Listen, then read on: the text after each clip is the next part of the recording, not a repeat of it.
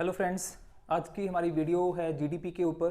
क्या है जीडीपी, किस कंट्री की जीडीपी कितनी है, हमारे इंडिया की जीडीपी कितनी है, कैसे हम जीडीपी फाइंड करते हैं, जीडीपी के मामले में इंडिया कौन से स्थान पर आता है, पाकिस्तान की जीडीपी कितनी है, चाइना की जीडीपी कितनी है, हम कैसे फाइंड करेंगे, किस कंट्री की जीडीपी कितनी इंक्रीज हुई, कितनी डिक्रीज हुई, हाउ टू सी इट, क्या है जीडीपी का पूरा कंसेप्ट। पूरी वीडियो में हम देखेंगे जीडीपी के बारे में, इसके रिलेटेड जितनी भी टर्म्स हैं जैसे कि एनडीपी, जीएनपी, एनएनपी, क्या हैं ये सारी टर्म्स, कैसे जीडीपी के साथ ये टर्म्स सारी रिलेट होती हैं, क्या है इनमें डिफरेंस वगैरह वगैरह। बहुत सारे क्वेश्चंस, बहुत सारे concepts related to the GDP हम इसमें कवर करेंगे। जीडीपी के मामले में इंडिया हमारा छठे और सातवें स्थान पर आता है। पहले हम पाँचवें स्थान पर थे 2017 से पहले, लेकिन मोनेटाइजेशन के टाइम पर, मतलब नोटबंदी के टाइम पर या उसके बाद जीएसटी के टाइम पर हमारा स्थान लुढ़क कर पाँचवें से छठे और सातवें पे आ गया। हमारी जीडीपी थोड़ी सी डाउन हुई, वो हम सबको पता है। पहले 7 पॉइंट समथिंग थी, फिर 6 पॉइंट समथिंग पे आए हम लोग। पहले यूनाइटेड किंगडम यूके हमसे पीछे था, वो छठे स्थान पर था, हम पाँचवें स्थान पर होते थे। लेकिन मोनेटाइजेशन के टाइम पे और जीएसटी आने के बाद हमारा स्थान चेंज हुआ, हम पाँचवें से छठे और सातवें पे आ गए, और यूनाइटेड किंगडम जो छठे पे था वो फिफ्थ पे, पाँचवें स्थान पर आ गया। तो चाइना और पाकिस्तान कौन से स्थान पर है, कैसे जीडीपी पूरी कंट्री की इकोनॉमी में एक रोल प्ले करती है, क्या रोल प्ले करती है, वो सारी चीज़ें हम इस वीडियो में डिस्कस करेंगे। तो आइए, सबसे पहले 4 फैक्टर्स हैं जीडीपी के, आपके सामने हैं। Political boundaries, 1 year, goods and service, last price. तो 4 मेन फैक्टर्स हैं जो जीडीपी में काउंट किए जाते हैं, या फिर आप कह सकते हैं कि इन 4 फैक्टर्स से ही हमारी जीडीपी कंट्रोल होती है। कितने परसेंट इंक्रीज हुई, कितने परसेंट डाउन डिक्रीज हुई, इन 4 फैक्टर्स पे ही डिपेंड करता है। कैसे? सबसे पहले आता है political boundaries. Political boundaries means आप कह सकते हैं राजनीतिक बाउंड्रीज, राजनीतिक सीमा। मतलब मान लो कोई चीज़ राजस्थान में मैन्युफैक्चर हुई। पहले मैं अपने स्टेट्स के बारे में बताता हूँ। आपको पता ही है कि जीडीपी जो है वो पहले कंट्री की भी रहती है और स्टेट्स की भी रहती है। तो स्टेट्स की अगर मैं बात करूँ तो जो चीज़ राजस्थान में बन रही है वो राजस्थान में बन के कहीं भी सेल होने जा रही है, लेकिन कहाँ पे बन रही है, उसकी प्रोडक्शन कहाँ पे हो रही है, उसकी मैन्युफैक्चरिंग कहाँ पे हो रही है, वो चीज़, वो प्रोडक्ट उस कंट्री या उस पर्टिकुलर एरिया, स्टेट की जीडीपी में काउंट हो जाएगी। जो चीज़ महाराष्ट्र में बन रही है तो वो महाराष्ट्र की जीडीपी में काउंट होगी, चाहे वो सेल कहीं भी हो रही हो, आउट ऑफ द कंट्री भी अगर सेल होती है तो जहां पे हमारा प्रोडक्ट मैन्युफैक्चर होता है वहां की जीडीपी में उसको काउंट कर लिया जाता है। सेकेंडली, इसी तरह से अगर मैं इंडिया की बात करूं, ये तो था इंडिया के पार्ट्स, इंडिया के स्टेट्स। अगर मैं इंडिया की बात करूं, जो चीज़ इंडिया में प्रोडक्शन हो रही है, जिस चीज़ की इंडिया में मैन्युफैक्चर हो रहा है, जो भी चीज़, जो भी प्रोडक्ट, उसका इंडिया की जीडीपी में ही उसको काउंट करेंगे। जैसे एग्जाम्पल के तौर पर चाइना की कोई भी कंपनी है, जैसे कि मोबाइल की अगर बात करें, रेडमी, एक्सोमी, एमआई जिसको बोल देते हैं रेडमी, राइट। तो चाइना की कंपनी है, प्योरली इंडिया में आके बिजनेस करती है, इंडिया में आके मैन्युफैक्चर भी करती है, उसके 2 प्लांट्स हैं इंडिया में। तो कंपनी चाइना की है, मैन्युफैक्चर इंडिया में हो रहा है, तो किसकी जीडीपी में काउंट होगा वो, चाइना की या इंडिया की? अब इस पे रोल आता है पॉलिटिकल बाउंड्रीज। मतलब जिस बाउंड्री में वो चीज़ मैन्युफैक्चर हो रही है उसकी जीडीपी में वो ऐड होगी। सबसे ईजी वे है, बाउंड्री वहाँ पे वर्ड लिखा हुआ है, तो जिस बाउंड्री में वो चीज़ मैन्युफैक्चर हुई, वो प्रोडक्ट मैन्युफैक्चर हुआ, वहीं पे उसी बाउंड्री में, उसी जीडीपी में वो काउंट हो गया। तो मतलब जो भी कंपनी इंडिया में मैन्युफैक्चर कर रही है, चाहे वो बाहर की हो, वो किसकी जीडीपी में आएगा? वो इंडिया की जीडीपी में आएगा। ठीक है, तो ये हुआ पॉलिटिकल बाउंड्रीज। एक चीज़ और इसमें बहुत ज़्यादा इंपॉर्टेंट है, ये तो हो गया हमारा जियोग्राफिकल सीमा, जियोग्राफिकल बाउंड्रीज की लैंड के अंदर जो भी मैन्युफैक्चरिंग हो रही है वो हमने काउंट कर ली अपनी जीडीपी के बीच। अब मान लो बहुत सी कंपनियां हैं, पेट्रोलियम कंपनीज, इंडस्ट्रीज हैं जो समुंदर में जाके अपना पेट्रोल, डीजल या ऑयल्स मैन्युफैक्चर करते हैं, उनको क्योर करते हैं, वो फाइंड आउट करते हैं समुंदर से, तो वो किसकी जीडीपी में आएगा? जबकि वो तो इंडिया से बाहर हो गया। That's why we are writing here political boundaries, not geographical boundaries. Political boundaries क्या है, जियोग्राफिकल बाउंड्रीज क्या है, सबसे पहले आपको समझना पड़ेगा इन दोनों में डिफरेंस क्या है। अगर मैं जियोग्राफिकल बाउंड्रीज की बात करूं, वो है हमारी थल सीमा। थल सीमा मतलब ये हमारे इंडिया का मैप है, तो इंडिया की बाउंड्री लाइंस कहां तक है, वो है हमारी जियोग्राफिकल बाउंड्रीज। आपके घर की सीमा कहां तक है, बाउंड्री लाइन कहां तक है, वो है आपकी जियोग्राफिकल बाउंड्रीज। पॉलिटिकल बाउंड्रीज क्या है? राजनीतिक सीमा, मतलब कहां तक आपका दबदबा है। इन शॉर्ट मैं बता रहा हूं आपको, कहां तक आपका दबदबा है, वो है आपके पॉलिटिकल बाउंड्रीज। एग्जांपल के तौर पर अगर आप देखें, इंडिया के बिल्कुल लेफ्ट साइड पे हमारी bay of Bengal and right side पे अरेबियन सी। अगर आप देखोगे कुछ कंपनीज इंडस्ट्रीज वहाँ पे ऑयल मैन्युफैक्चर करते हैं, ऑयल पेट्रोल फाइंड करते हैं, अलग अलग टाइप के ऑयल्स निकालते हैं, तो वो कहाँ आएंगे? वो तो जियोग्राफिकल बाउंड्रीज के बाहर हो गए। यहाँ पे आपकी मान लो ONGC की कोई फैक्ट्री लगी हुई है, कोई इंडस्ट्री लगी हुई है, ऑयल पेट्रोल फाइंड करती है, वो पेट्रोल मैन्युफैक्चर करती है, यहाँ पे आपका अंडमान निकोबार है, तो उन केसेस में आप कैसे करोगे, क्या कहोगे आप? तो ये सब इंडिया का दबदबा कहाँ तक है? समुद्र में भी ये पूरा पोर्शन जिसमें इंडिया का दबदबा रहता है, जो इंडिया के ही पास है, वो सब क्या है? Political boundaries. तो पॉलिटिकल बाउंड्रीज के अंदर जो भी चीज मैन्युफैक्चर हो रही है वो क्या है? वो है आपकी जीडीपी में काउंट हो जाएगी। दूसरी चीज आती है हमारी 1 ईयर। ये तो सबसे पहले था political boundaries. I am sure कि आपको सबको समझ में आ गया होगा कि क्या है पॉलिटिकल बाउंड्रीज, कि जो चीज जिस एरिया में जिसकी पॉलिटिकल बाउंड्री में बन रही है उसी की जीडीपी में वो काउंट हो जाएगी, वो पर्टिकुलर प्रोडक्ट उसी की जीडीपी में काउंट हो जाएगा। सेकंड है 1 ईयर। 1 ईयर क्या है ये आपको वैसे ही पता चल गया होगा, इसमें कुछ समझाने की जरूरत तो नहीं है। एक साल कि हम जीडीपी कैसे काउंट करते हैं किसी भी स्टेट की या कंट्री की, वो एक साल की काउंट करते हैं हम। एक साल में कितनी ट्रांजैक्शंस या जो भी इनकम हुई या टर्नओवर हुआ, वो सारा क्या है? जीडीपी। वो आगे डिटेल में डिस्कस करेंगे कि कैसे फाइंड करनी है, क्या है। थर्ड है हमारा goods and service. Goods and service से पहले हम डिस्कस करेंगे लास्ट प्राइस, अंतिम मूल्य। लास्ट प्राइस क्या है? अब अगर आप देखो, मान लो आप किसी दुकान पे बर्गर लेने जाते हो, तो आप बर्गर का प्राइस पे करते हो। आप उसमें जो खीरा डाला गया, ओनियन प्याज डाला गया, टमाटर डाला गया, जो भी उसने उसके अंदर अलग अलग छोटी छोटी आइटमें डाली, आप उसकी पेमेंट नहीं करते। आप समोसा लेने जाते हो तो आप आलू की पेमेंट, चटनी की पेमेंट नहीं करके आते। छोटी छोटी अलग अलग चीज़ों से मिलके एक बड़ा प्रोडक्ट बनता है जिसकी आप पेमेंट करते हो, जिसका प्राइस आप पे करते हो, वो है आपका अंतिम मूल्य। एग्जाम्पल के तौर पर और बताऊँ आपको, आपका लैपटॉप, आप दुकान पे जाते हो, आप लैपटॉप की पेमेंट करते हो। लैपटॉप के अंदर जो कीबोर्ड है, स्पेस बार का बटन है, उसमें इंटेल का प्रोसेसर लगा हुआ है, या और भी बहुत सारी हार्ड डिस्क लगी हुई है। आप हार्ड डिस्क की पेमेंट नहीं करते लैपटॉप लेते टाइम। दुकानदार आपको नहीं बोलता कि मुझे प्रोसेसर की अलग से पेमेंट दो। वो क्या बोलता है? ये पूरा लैपटॉप है जो अलग अलग चीज़ों से मिलकर बना है, वो आपको भी पता है, वो उसको भी पता है। वो सिर्फ आपको अंतिम प्राइस, लास्ट प्राइस उस पर्टिकुलर फाइनल प्रोडक्ट का आपसे मांगता है और आप उसको पे करते हैं। तो वो क्या है? आपका लास्ट प्राइस। समोसे वाली एग्जांपल से तो आपको समझ में आ ही गया होगा कि क्या है हमारा लास्ट प्राइस, जो हम लास्ट में पे करते हैं, जिसको हम लास्ट में यूज करते हैं, फाइनली यूज करते हैं। अब उसके बाद आता है goods and service. Goods means Hindi में अगर आप कहें तो वस्तु, और सर्विस मीन्स सेवा, वस्तु एंड सेवा। क्या है वस्तु एंड सेवा? वस्तु को अगर आप सबसे पहले डिफाइन करोगे, गुड्स को आप डिफाइन करोगे और डिफ्रेंशिएट करोगे सर्विस से, आप कह सकते हैं कि जिस चीज़ को आप खरीदने के बाद, उसकी पेमेंट करने के बाद आप छू सकते हैं, टच कर सकते हैं, वो है आपकी गुड्स, वस्तु। और जिस चीज़ के लिए आप पेमेंट करते हैं और आप उसको छू नहीं सकते, टच नहीं कर सकते, वो है आपकी सेवा। एक छोटी सी एग्जांपल है जस्ट समझाने के लिए, आपको भी आई होप कि अच्छे से समझ में आ गया होगा कि गुड्स एंड सर्विस में क्या डिफरेंस है। एग्जांपल के तौर पर अगर मैं आपको कहूं कि आपने लैपटॉप बाय किया, आपने लैपटॉप के पैसे पे किए, उसके बाद उसको ले आए, आप उसको टच कर सकते हैं, तो वो क्या है आपकी? वो प्रोडक्ट है आपका, वस्तु है आपकी, गुड्स है वो। आपने मोबाइल फ़ोन खरीद लिया, मोबाइल को आप टच कर रहे हो, मेरे हाथ में मार्कर है, मैंने मार्कर खरीद लिया, तो मार्कर को मैं टच कर रहा हूँ, तो वो क्या है? वस्तु, गुड्स। और उसी के ऑपोजिट, उसी के साथ सर्विस क्या है? मान लो कोई एयरलाइन कंपनी है, आपको दिल्ली से लेकर मुंबई तक वो छोड़ के आती है, वो आपको कुछ देती नहीं है जिसको आप कुछ टच कर सकते हो, वो जस्ट आपको एक सर्विस प्रोवाइड करती है। ऐसा नहीं है कि आपने टिकट ले ली, प्लेन में बैठ गए और आपको बोलेंगे कि प्लेन आपका हो गया, तो सीट आपकी हो गई, नहीं। वो सिर्फ आपको एक सर्विस प्रोवाइड कर रही है, आपको एक जगह से पिक करके दूसरी जगह पे ड्रॉप कर रही है, तो वो क्या है? वो सर्विस है। कोरियर, कोरियर कंपनी क्या करती है? आपसे कोई भी प्रोडक्ट लेती है, वो प्रोडक्ट अपना नहीं बना लेती, वो आपसे लेके कहीं ना कहीं पे डिलीवर कर देती है। तो वो क्या किया उसने? कोरियर कंपनी ने सर्विस की। मैं एज ए टीचर क्या कर रहा हूं? आपको सर्विस दे रहा हूं, टीच कर रहा हूं। मैं आपको कुछ ऐसी चीज नहीं दे रहा जिसको आप टच कर सकते हो, जिसको आप पकड़ के लेके जा सकते हो। मैं आपको कुछ सीखने की चीज दे रहा हूं जिसको आप टच नहीं कर सकते, बट वो क्या है? सर्विस है, उसके लिए भी आप पे करते हो। तो इन दोनों में डिफरेंस है, गुड्स एंड सर्विस। तो ये आपको पता होना चाहिए। इंडिया में किन टाइप्स के गुड्स की मैन्युफैक्चरिंग होती है, वस्तुओं की मैन्युफैक्चरिंग होती है, प्रोडक्ट्स की मैन्युफैक्चरिंग होती है, वो कितनी टाइप की सर्विसेज हैं, क्या हैं, वो सब आपको पता होनी चाहिए।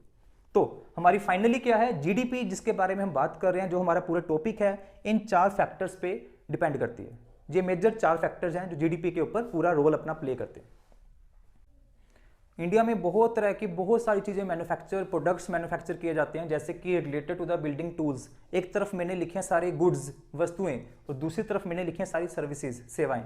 तो पहले अगर हम गुड्स की बात करें, इंडिया में बहुत सारी हर टाइप की लाखों करोड़ों टाइप के गुड्स मैन्युफैक्चर किए जाते हैं। एग्जाम्पल के तौर पर बिल्डिंग टूल्स, बिल्डिंग बनाने में जितने भी आपके टूल्स आते हैं, जैसे कि पैन हो गया, बट्ठल जिसको बोल देते हैं, है ना, पता नहीं कितने कितने टाइप के टूल्स जो हम यूज करते हैं बिल्डिंग बनाने में, कहाँ मैन्युफैक्चर होते हैं? अपनी कंट्री में।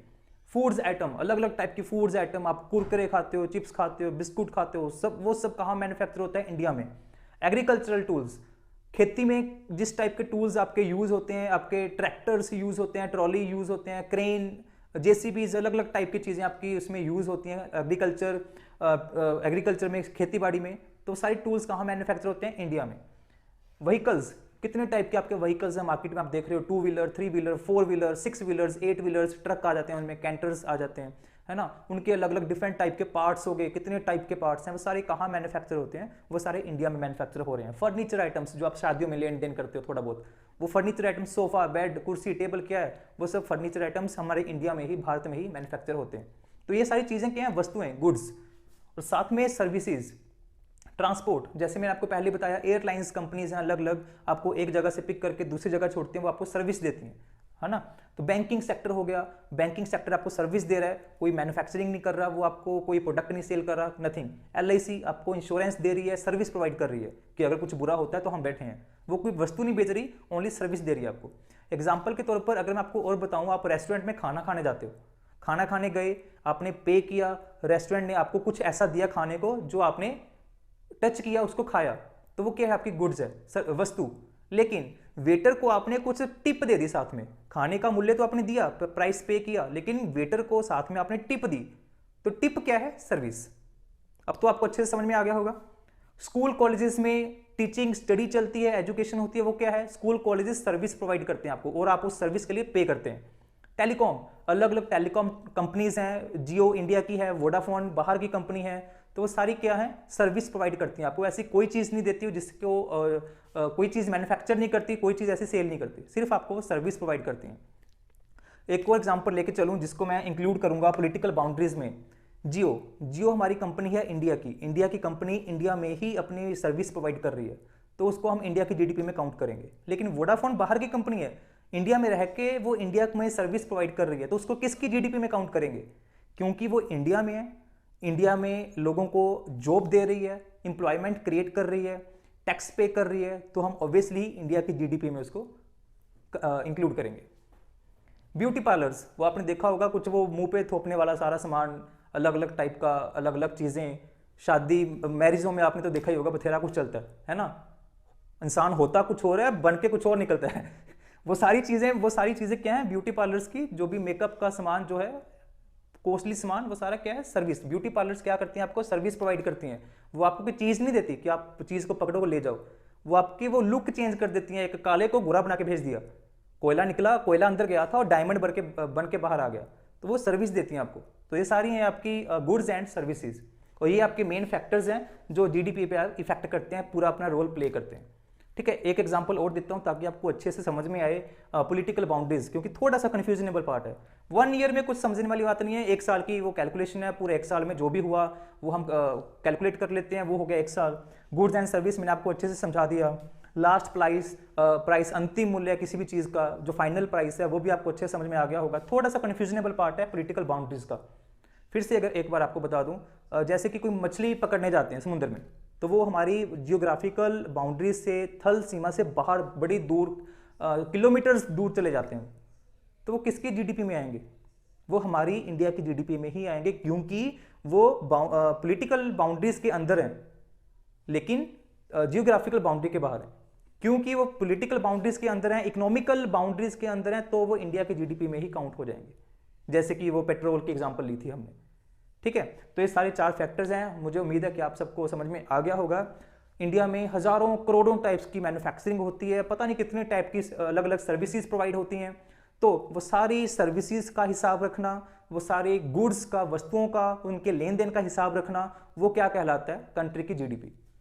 अगर मैं आपकी राजस्थान की बात करूं, तो राजस्थान में कितने टाइप की सर्विसेज चल रही हैं, मैन्युफैक्चरिंग हो रही है वस्तुओं की, गुड्स की, तो वो राजस्थान की GDP में इंक्लूड हो गया। उन सबका हिसाब रखना क्या है? राजस्थान की GDP। ऐसे अलग अलग स्टेट्स की GDP, और जब हम पूरे स्टेट्स, पूरे कंट्री के बारे में बात कर रहे हैं कि इस कंट्री में ये सब वस्तुएं मैन्युफैक्चर हुई, प्रोडक्ट्स मैन्युफैक्चर हुए, इतने अलग अलग टाइप की टाइप्स की सर्विसेज वहाँ पे जा रही हैं, उन सब का हिसाब रखना क्या है? जीडीपी, कंट्री की जीडीपी। तो जीडीपी क्या है? हमारी राजनीतिक सीमा, मतलब पॉलिटिकल बाउंड्रीज के अंदर जितनी भी हमारी मैन्युफैक्चरिंग है, प्रोडक्ट्स की मैन्युफैक्चरिंग है, सर्विसेज हैं, उन सब के हिसाब को रखना वो कहलाता है जीडीपी। वो क्या कहलाता है? जीडीपी।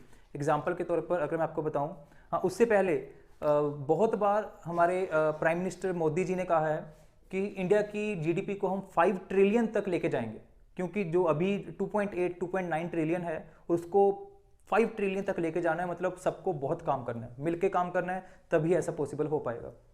जैसे टाटा कंपनी इंडिया की है और उसकी प्रोडक्शन जो है वो 1000 रुपये की है, जो इंडिया की जीडीपी में काउंट हो जाएगी। वेरका की प्रोडक्शन, जो एक मिल्क इंडस्ट्री है, मिल्क का उत्पादन करती है, मैन्युफैक्चरिंग करती है, ठीक है, तो उसकी जो प्रोडक्शन है वो 500 रुपीज़ की है, तो वो भी इंडिया की जीडीपी में काउंट होगी। सोनी कंपनी, जो बाहर की कंपनी है, इंडिया में आके वो सर्विस प्रोवाइड कर रही है, क्योंकि वो इंडिया में काम कर रही है, इंडियन गवर्नमेंट को टैक्स पे कर रही है, जॉब्स, एम्प्लॉयमेंट को क्रिएट कर रही है, जॉब्स पैदा कर रही है, तो क्या हुआ? वो इंडिया की जीडीपी में काउंट हो जाएगी। तो हुआ क्या? टोटल जीडीपी कितनी हुई हमारी? 1000 प्लस 500 प्लस 200 1700 होगी हमारी टोटल इंडिया की जीडीपी।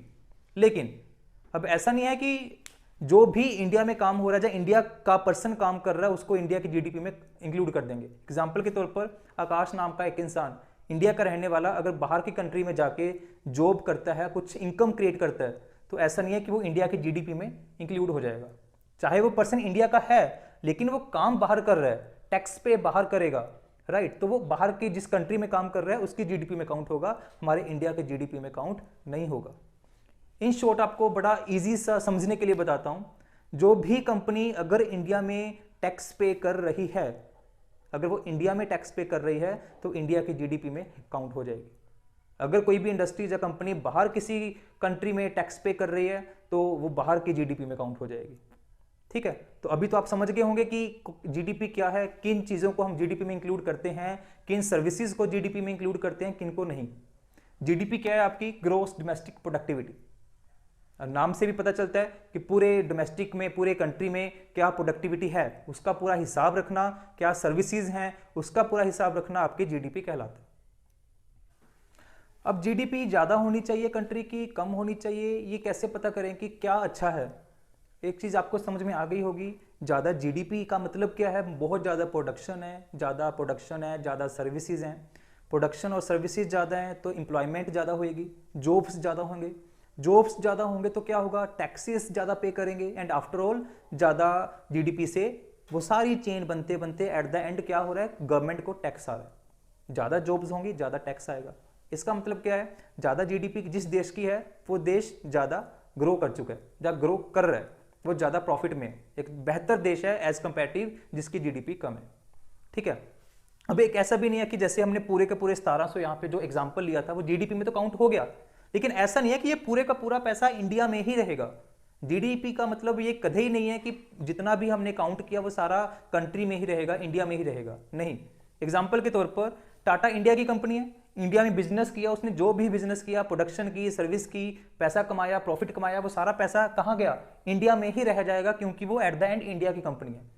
वेरका वो इंडिया की कंपनी है, उसकी जो भी ट्रांजैक्शंस अमाउंट होगी, अलग अलग टाइप की प्रोडक्शन सर्विस, जो भी उसका पैसा है वो कहाँ जाएगा? इंडिया में ही रह जाएगा। लेकिन सोनी कंपनी जो बाहर की कंपनी है, उसने इंडिया में जॉब्स क्रिएट किए, सैलरीज पे की, टैक्स पे किया गवर्नमेंट को, लेकिन जो उसका अपना खुद का प्रॉफिट है वो कहाँ जाएगा? वो फिलहाल तो हमने जीडीपी में इंक्लूड किया, लेकिन एट द एंड वो पैसा, उसका अपना पर्सनल प्रॉफिट उसके अपने पर्सनल कंट्री में जाएगा। तो इसका मतलब क्या हुआ? जो उसका अपना प्रॉफिट है, जो अपनी कंट्री में जाने वाला है, वो इसमें से माइनस करेंगे, है ना। वो इंडिया के काम नहीं आ रहा, वो तो अपनी कंट्री में लेके जा रहे हैं। एग्जाम्पल के तौर पर जैसे हमने कहा कि आकाश जो इंडिया का बंदा है, इंडिया का एक पार्ट है, बाहर जॉब करने गया, बाहर इनकम कर रहा है, अपनी पैसा कमा रहा है। अब अज्यूम करो कि वो इंडिया में लेके आ रहा है पैसा, इंडिया में अपना पैसा भेज रहा है, तो क्या हुआ? ये सोनी कंपनी, बाहर की कंपनी जो अपना पैसा अपने साथ बाहर लेके जा रही थी, वो माइनस हो जाएगा, और जो पैसा इंडिया में आ रहा है, किसी भी कारण से इंडिया के काम आ रहा है, इंडिया के अंदर आ रहा है, वो क्या होगा? उसमें इंक्लूड हो जाएगा। तो अगली टर्म हम अभी पढ़ेंगे GNP, ग्रोस नेशनल प्रोडक्टिविटी। नाम से पता चल रहा है आपको, मीनिंग क्या होगा आप समझ गए होंगे, जीएनपी ग्रोस नेशनल प्रोडक्टिविटी। इसका मतलब क्या है कि भाई कितना पैसा कंट्री के, इंडिया के काम आ रहा है, कितना पैसा इंडिया के अकाउंट्स में आ रहा है, वो है हमारी ग्रोस नेशनल प्रोडक्टिविटी। अब जो पैसा पूरा बिजनेस हुआ था इंडिया में उसको तो हमने कर दिया भाई जीडीपी में इंक्लूड। अब उस बिजनेस में से कितना पैसा हमारे काम आएगा, कितना पैसा बाहर जाएगा अब अलग अलग कंट्रीज में, वो सारा हम माइनस करेंगे बाहर जाने वाला, जो आने वाला है उसको प्लस करेंगे, तो हमारे पास क्या रह जाएगी, वो पैसा जो इंडिया के काम में आएगा। एग्जाम्पल वही बताइए आपको, ये टाटा का पैसा इंडिया का पैसा है, वेरका का पैसा इंडिया का पैसा है, सोनी का पैसा जो कि इंडिया का नहीं है वो बाहर अपना प्रॉफिट लेके जाएगी।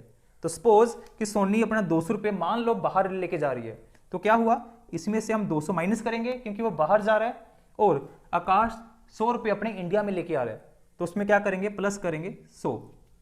तो ये हुई हमारी जीएनपी ग्रोस नेशनल प्रोडक्टिविटी, कि हमारी नेशनल की कितनी प्रोडक्टिविटी है, अपने खुद की कंट्री की कितनी प्रोडक्टिविटी है, पैसा जो हमारे खुद के काम आएगा, वो है आपका जीएनपी।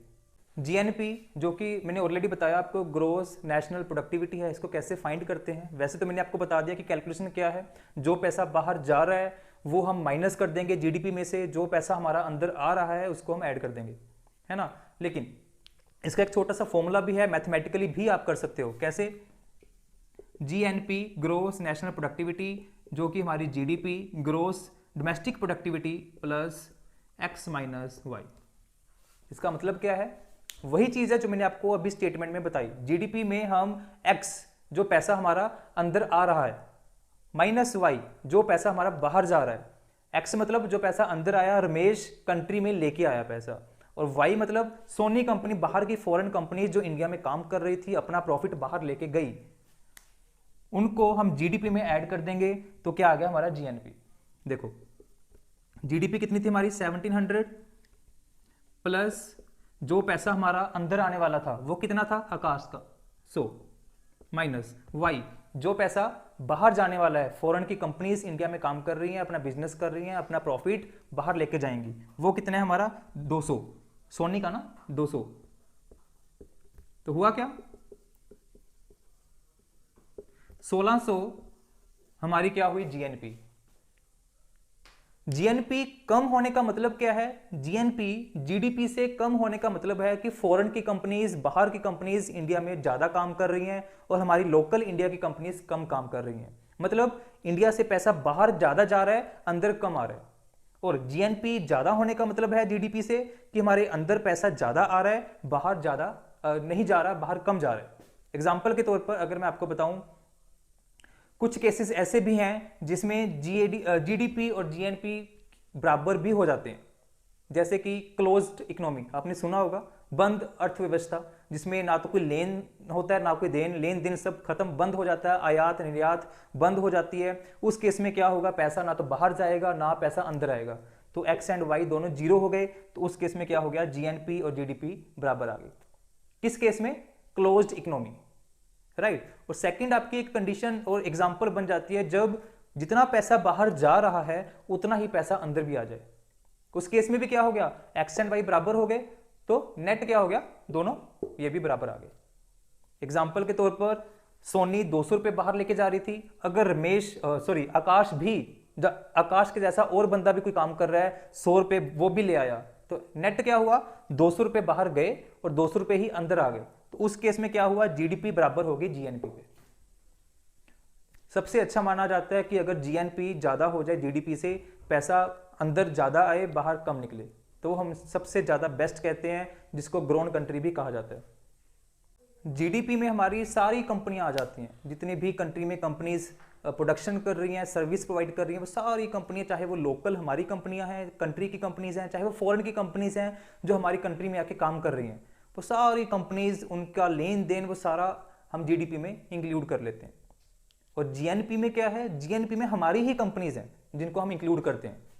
ये हुआ ना, क्योंकि फॉरेन की कंपनीज तो अपना पैसा साथ में ले जाएंगी, प्रॉफिट अपना बाहर निकाल देंगी, तो वो तो बाहर जाएगा ना, हमारे जीएनपी में काउंट नहीं होगा। तो जीएनपी में क्या होता है कि हमारी जो लोकल अपनी कंपनीज हैं, उन्हीं का पैसा हमारे पास रहेगा, जो कंट्री के लिए यूजफुल होगा, यूज करने वाला होगा। तो इन शॉर्ट हम कह सकते हैं जीडीपी में सारी कंपनीज हम ऐड करते हैं, इंक्लूड करते हैं, और जीएनपी में सिर्फ वही कंपनीज जो हमारी अपनी हैं, लोकल कंपनीज हैं, जिनका प्रॉफिट बाहर नहीं जाएगा, अंदर ही, कंट्री के अंदर ही रहेगा। ठीक है, एक चीज और आपको एग्जांपल देता हूं। हम देखते हैं कि अलग अलग कंट्रीज की अलग अलग करेंसी है, उनकी वेटेज, उनकी इंपोर्टेंस अलग अलग है। इंडिया का रुपीज बहुत सारी कंट्रीज से स्ट्रॉन्ग है और बहुत सारी कंट्रीज से वीक भी है। डॉलर से बहुत वीक है, पाउंड से बहुत वीक है, और अलग अलग करेंसीज से बहुत ज़्यादा वीक है। चाइना की जो करेंसी है वो इंडियन करेंसी से 10 to 11 टाइम्स स्ट्रॉन्ग है। पाकिस्तान की जो करेंसी है वो इंडियन करेंसी से कुछ डबल डाउन है, वीक है। ऐसा क्यों? इसका मतलब है कि जिस कंट्री की जीडीपी जितनी ज़्यादा होगी, जिस कंट्री में प्रोडक्शन ज़्यादा होगी, मैन्युफैक्चरिंग ज़्यादा होगी, जिस कंट्री में जॉब्स ज़्यादा होंगे, लोग ज़्यादा जॉब करेंगे, लोग ज़्यादा टैक्स पे करेंगे, गवर्नमेंट को ज़्यादा प्रॉफिट होगा, उस कंट्री में जीडीपी ज़्यादा होगी। जिस कंट्री में जीडीपी ज़्यादा होगी, जिस कंट्री में लोकल कंपनीज ज़्यादा होंगी, अपनी कंपनीज ही ज़्यादा होंगी, मतलब बाहर पैसा कम जाएगा, अंदर पैसा ज़्यादा आएगा। चाइना सारी प्रोडक्शन खुद ही करता है, बाहर से बहुत कम प्रोडक्शन लेके आता है। वो आयात बहुत कम करता है, इंपोर्ट बहुत कम करता है। सारा क्या करता है वो? एक्सपोर्ट करेगा, मतलब पैसा अंदर लेके आएगा। तो जितना कंट्री पैसा अंदर लेके आएगा, बाहर कम भेजेगा, उसके पास क्या होगा? पैसा अकाउंट्स में बढ़ता रहेगा, बढ़ता रहेगा, बढ़ता रहेगा, वो अमीर कंट्री बन जाएगा काइंड ऑफ। तो जितना ज्यादा आपके पास पैसा आ रहा है, कम बाहर जा रहा है, उतनी करेंसी आपकी स्ट्रांग होगी। अब इंडिया की करेंसी वीक क्यों है चाइना से? क्योंकि हमारे इंडिया में हम आत्मनिर्भर होने की कोशिश कर रहे हैं, प्लान्स हमारे चल रहे हैं, लेकिन हम अभी तक आत्मनिर्भर नहीं हो सके। जितना पैसा हमारा आता है, प्रॉफिट आता है बाहर के बिजनेस करके, उससे कहीं ज़्यादा पैसा हमारा बाहर की फॉरेन कंपनीज जो इंडिया में काम कर रही हैं वो अपने साथ ले जाती हैं। मतलब क्या है? पैसा अंदर कम आ रहा है, बाहर फ्लो ज़्यादा है। इसको हमने उल्टा करना है। हमारे इस गवर्नमेंट का जो करंट गवर्नमेंट है, हमारी मोदी सरकार, उनका टारगेट यही है कि हम आत्मनिर्भर हो सकें, पैसा बाहर कम जाए, अंदर ज़्यादा आए। तो ये है हमारा फ्यूचर प्लान। इसलिए हर भाषण में मोदी सरकार, मोदी जी प्राइम मिनिस्टर और निर्मला सीतारमण यूनियन मिनिस्टर हमेशा अपने भाषण में कहते हैं कि इंडिया की जीडीपी को 5 ट्रिलियन तक लेके जाना है, जो कि अभी नियर बाय 3 ट्रिलियन है। अभी तक हमने डिस्कस किया कि जीडीपी क्या है, जीएनपी क्या है। आई एम श्योर कि आप सबको समझ में आ गया होगा। जीडीपी और जीएनपी बड़े अच्छे से डिटेल में डिस्कस किया। अभी हम अगली 2 टर्म्स जो जीडीपी और जीएनपी के रिलेटेड ही हैं, एनडीपी एंड एनएनपी, उनको डिस्कस करेंगे। एनडीपी सबसे पहले नेट डोमेस्टिक प्रोडक्शन और प्रोडक्टिविटी। एग्जाम्पल के तौर पर सबसे पहले अगर मैं बताऊं तो मान लो कोई कंपनी इंडिया में घड़ियों की प्रोडक्शन कर रही है। 100 घड़ियां उसने 100 घड़ियों की प्रोडक्शन की। उन 100 घड़ियों में से 5 घड़ियां मान लो खराब हो गई। अब ऐसा तो है नहीं, 100% क्वालिटी तो मेंटेन कोई भी कंपनी कैसे भी नहीं कर सकती, राइट। तो 100 घड़ियों की प्रोडक्शन हुई, उसमें से मान लो कैसे भी करके 5 घड़ियां खराब हो गई, और उसके बाद कंपनी को ट्रांसपोर्ट करना था अलग अलग रिटेलर्स के पास, शॉपकीपर्स के पास, है ना, शोरूम्स में, अलग अलग प्लेसेस पे। तो ट्रांसपोर्टेशन में 5 घड़ियां और खराब हो गई, टूट गई। तो टोटल हुआ क्या? प्रोडक्शन थी 100 की, जो हम जीडीपी में काउंट करेंगे वो था 100 की प्रोडक्शन, 100 की हमने। लेकिन नेट क्या है? कितने घड़ियों के आपको पैसे मिलेंगे? क्या आपको पैसे 100 के मिलेंगे? नहीं, क्योंकि 10 तो खराब होगी ना, किसी भी कारण से खराब हुई, लेकिन उसके पैसे आपको नहीं मिलेंगे। पैसे कितनों के मिलेंगे? 90 के। 100 में से 10 माइनस हो गए तो 90 के आपको पैसे मिलेंगे। तो हुआ क्या? नेट जो भी आपके पास से उसका प्राइस आपको मिलेगा वो आपका नेट कहलाता है। सबसे पहले आपको बताऊं कि ग्रोस और नेट है क्या। मैथमेटिक्स में टोटल करने को हम टोटल बोल देते हैं, लेकिन उसी टोटल को इकोनॉमिक्स में हम ग्रोस बोलते हैं, राइट। टोटल ग्रोस एक ही बात है, बस टर्म्स का डिफरेंस है। और नेट क्या है? जब टोटल में से हम डेप्रिसिएशन माइनस कर देते हैं। जैसे मैंने घड़ियों की एग्जांपल दिया आपको, 100 में से 10 घड़ियां खराब हो गई, नेट कितनी घड़ियां बची? 90। तो 90 की आपको इनकम आएगी, 90 आपकी सेल हो जाएंगी। डेप्रिसिएशन कितनी है? 10 की। तो नेट कैसे निकालते हैं? ग्रोस और टोटल माइनस डेप्रिसिएशन। एग्जांपल के तौर पर अगर मैं आपको इनका फॉर्मूला बताऊं कैसे हम कैलकुलेट करते हैं, NDP net domestic productivity. So कैसे होगी आपकी? NDP is equal to GDP, जो कि आपकी ग्रोस डोमेस्टिक प्रोडक्टिविटी है, माइनस डेप्रिसिएशन। कैसे भी करके जो पैसा हमारे हाथ से चला गया, निकल गया, वेस्ट हो गया, कैसे भी जो हमारे लिए यूजफुल नहीं रहा, वो है हमारी डेप्रिसिएशन। तो ग्रोस में से डेप्रिसिएशन हमने माइनस कर दी, हमारे पास क्या आ गई? नेट। ठीक है, उसी हिसाब से उसी फ्लो में अगर हम एनएनपी की बात करें, एनएनपी क्या है हमारी? नेट नेशनल प्रोडक्टिविटी, जो हमने ग्रोस नेशनल प्रोडक्टिविटी फाइंड की थी, ग्रोस नेशनल प्रोडक्टिविटी, अब उसमें से जब हम डेप्रिसिएशन को माइनस कर देंगे वो क्या आएगी हमारे पास, नेट नेशनल प्रोडक्टिविटी। याद है ना आपको, ग्रोस नेशनल प्रोडक्टिविटी, जीएनपी क्या है, जो पैसा हमारी कंट्री के काम आएगा, बाहर पैसा भेजने के बाद, अंदर पैसा लेके आने के बाद जो हमारे पास नेट पैसा बच गया, टोटल पैसा बच गया अपनी नेशनल का, जो हम अपने नेशनल कंट्री के लिए यूज कर सकते हैं, वो है आपकी ग्रोस नेशनल प्रोडक्टिविटी। अब उसमें से डेप्रिसिएशन, जो पैसा खराब हो गया हमारे अंदर ही कैसे भी करके वो खराब हो गया, डेप्रिसिएशन माइनस कर देंगे तो आ गया हमारे पास नेट नेशनल प्रोडक्टिविटी। तो ये है हमारी terms, GDP, GNP, NDP, NNP. हमारी सरकार का जो करंट हमारी गवर्नमेंट है, मोदी सरकार, उनका टारगेट है, जैसे मैंने आपको पहले भी बताया, कि इंडियन जीडीपी को 5 ट्रिलियन तक लेके जाना है। अभी जो 2.9, 2.8 और 3 समथिंग ट्रिलियंस है। ट्रिलियंस आपको पता है कैसे लिखते हैं? आओ थोड़ा सा वो भी बता देता हूँ। 000, 3 जीरो जब हम लिखते हैं तो उसको बोलते हैं हम लोग 1000, वो तो आपको पता ही है सब। उसके बाद 3 जीरो और ऐड कर दी। एक्चुअली है क्या, हम लोग इंडिया में चलते हैं थाउजेंड्स, लैक्स, करोड्स में, लेकिन जब अंग्रेज यहाँ से छोड़कर गए थे, या फिर आप कह सकते हैं कि फॉरेन में जो काउंटिंग चलती है वो लैक्स और करोड्स में नहीं चलती, वो चलती है थाउजेंड्स, मिलियंस, बिलियंस, ट्रिलियंस, ऐसे। ठीक है, तो इसलिए हम इसको बिलियंस और ट्रिलियंस में काउंट करते हैं, क्योंकि पूरे वर्ल्ड में कॉमन करेंसी को काउंट करने की जो पैरामीटर्स है वो ये हैं, वो लैक्स और करोड्स नहीं है। ठीक है, तो इनको कैसे काउंट करेंगे? 3 जीरोज हैं आपकी, उनको बोलते हैं 1000, 3 जीरोज और ऐड हो गई तो वो आपकी क्या बन गई? मिलियन। स्पेलिंग चेक कर लेना प्लीज। ठीक है, उसके बाद 3 जीरोज आपकी और ऐड हो गई तो वो क्या बन गया? पूरे का पूरा बिलियन। अब उसके बाद 3 जीरो और ऐड हो गई तो वो क्या बन गया? वो पूरा आपके पास बन गया ट्रिलियन। तो कितने ट्रिलियन टारगेट है हमारी गवर्नमेंट का? 5 ट्रिलियन, ये हमारा टारगेट है। और करंट अभी कुछ 2.9 और 3 समथिंग ट्रिलियंस है। तो ये था पूरा जीडीपी और जीएनपी और इन टर्म्स के ऊपर पूरी वीडियो, जिसमें मुझे लगता है आपके सारे डाउट्स क्लियर हो गए होंगे। आई एम श्योर सारे डाउट्स क्लियर हो गए होंगे। अगर फिर भी कोई डाउट आपका रहता है तो आप कमेंट करके वो अपना डाउट क्लियर कर सकते हैं। डेफिनेटली आज नहीं, एक दिन में नहीं, मैं ये प्रॉमिस नहीं करूंगा कि 1 घंटे में आपको रिप्लाई आ जाएगा। हम आपका डाउट ज़रूर सॉल्व करेंगे, उसको क्लियर करने की कोशिश करेंगे। हाँ, 1 या 2 दिन उसमें लग सकते हैं। जीडीपी जो 5वें स्थान पर थी, जैसे मैंने आपको पहले भी बताया कि यूनाइटेड किंगडम यूके हमारे पीछे था 6 स्थान पे, लेकिन वो अब 5वें स्थान पर आ चुका है और हमें 6ठे और 7वें स्थान पर रहना पड़ रहा है। उसका मेन कारण है डीमोनेटाइजेशन, जो कि 2016-2017 में हुई। उसका मेन रीज़न था कि इंडियन गवर्नमेंट का जो सपना था काला धन वापस लेके आने का, जीडीपी को स्ट्रॉन्ग करने का, वो पूरा नहीं हो पाया। जितना टारगेट था काला धन लेके आने का, उतना काला धन वापस नहीं आ पाया, जिसके साइड इफेक्ट्स आए।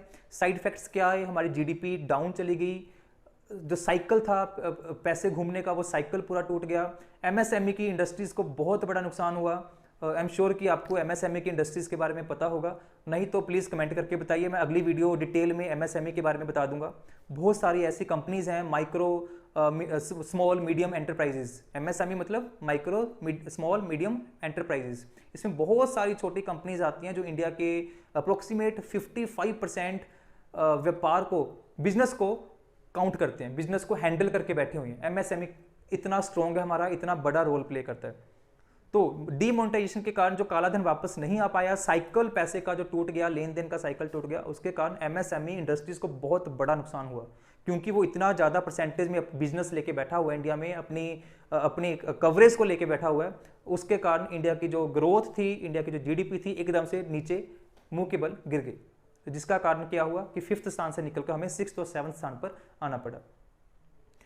आने वाली अगली वीडियो में अगर आपको एमएसएमई के बारे में कुछ जानना है, जब कोई भी आपको डाउट हो तो आप कमेंट करके बताइए। इसके बारे में डिटेल वीडियो हम अगली जरूर बनाएंगे। और इस वीडियो में जो भी आपके जीडीपी के रिलेटेड डाउट्स थे वो आई एम श्योर के क्लियर हो गए होंगे। अगर आपको ये वीडियो जीडीपी के ऊपर अच्छी लगी तो प्लीज़ चैनल को सब्सक्राइब करो और वीडियो को लाइक करो। Thank you so much.